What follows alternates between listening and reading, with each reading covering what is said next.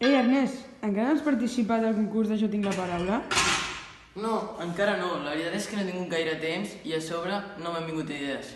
Pues pugem a dalt i pensem una mica. Hola, sóc l'Ernest Geràs I jo sóc el Lluc Giner. i ara us presentarem el nostre vídeo pel concurs Jo tinc la paraula. Comencem! Un error molt habitual en la conversa és enrotllar-se molt. Ara us posarem un exemple. Hola, Lluc! Ei, Ernest, què tal? Saps què? He tret un 9 a l'examen de català i a un company meu l'han agafat copiant. M'ha dit que els seus pares li han tret la Play. Ah, i a la meva àvia avui li ha tocat la loteria. Ah! Bon Déu, Lluc, que haig de marxar, que tinc pressa.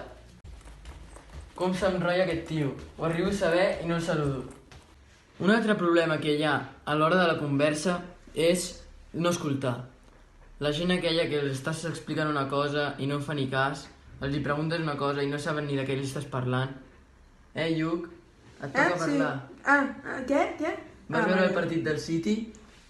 Sí, de 22 punts van fer, no? Sí.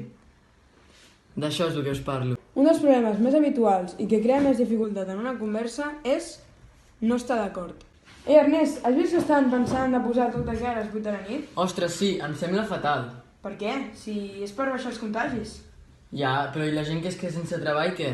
Ja, bueno, tens raó, però al final tot serà per una bona causa, no? Però com que una bona causa? I la gent que es queda sense diners, què? Ja, però Ernest, és que és una pandèmia mundial, està morint gent. I els adolescents, què? No podem sortir? Bueno, és que no sé, Ernest. No, és que em sembla fatal, no estic gens d'acord amb tu. Bueno, Me'n va, vaig. el que tu diguis. Bueno, doncs fins aquí el nostre vídeo pel concurs Jo tinc la paraula. Ens ho hem passat molt bé fent-ho. Espero que us hagi agradat i que sobretot hagueu après, que és el més important. Moltes gràcies per mirar-lo i fins aviat. Adéu.